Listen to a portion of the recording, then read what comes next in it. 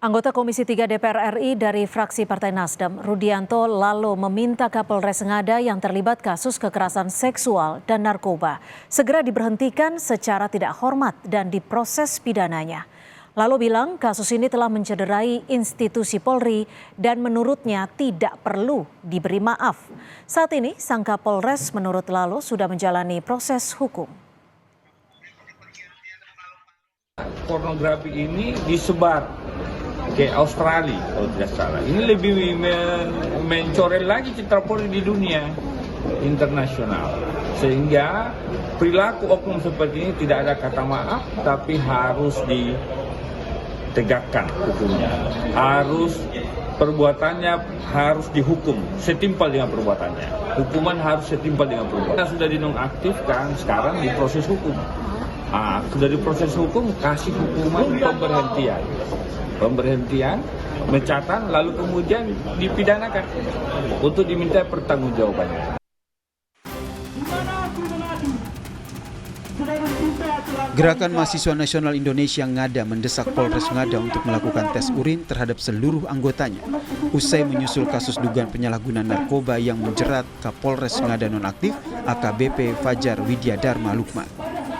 Tak hanya kasus narkoba, AKBP Fajar Widyadharma juga terjerat kasus kekerasan seksual.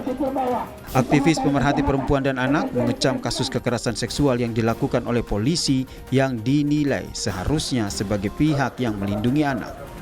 Bahkan Lembaga Perlindungan Anak NTT menilai kasus ini bukan hanya kekerasan seksual, tetapi juga perdagangan orang, sehingga polisi perlu mengusut dan memberi hukuman berat kepada semua orang yang terlibat. Terhadap kasus-kasus kekerasan terhadap anak, terutama kasus kekerasan seksual. Karena apa? Kasus kekerasan seksual ini dampaknya sangat luas pada anak sendiri.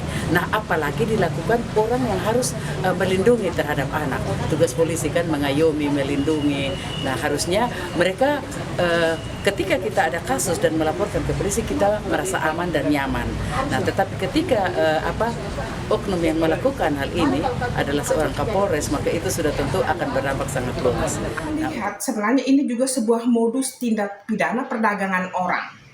Selain eksploitasi seksual, kejahatan seksual, sebenarnya karena meminta orang lain untuk membawa anak ini, berarti ini kan sebenarnya kan tindakan perekrutan, kemudian melalui pembayaran, ini tindak pidana perdagangan orang. Karena itu kita minta supaya segera diusut dan para pelaku maupun orang-orang yang turut melakukan itu harus dipanggil, diperiksa, dan ditangkap, ditahan agar.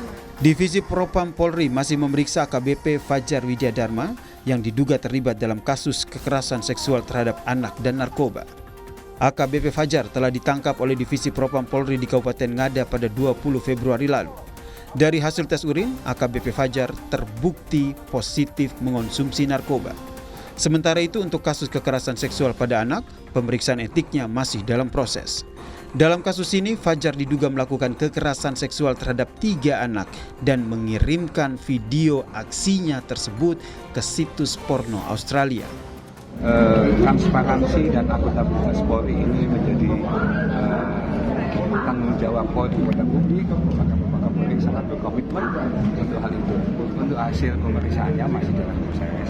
Nanti akan kita update melalui Propam seperti hasilnya. Yang jelas bahwa siapapun itu yang melanggar ketentuan akan kita tindak tegas sesuai dengan ketentuan. Hingga saat ini Mabes Polri belum menetapkan AKBP Fajar Widyadharma sebagai tersangka, baik di kasus narkoba ataupun di kasus kekerasan seksual. Tim Liputan Kompas TV.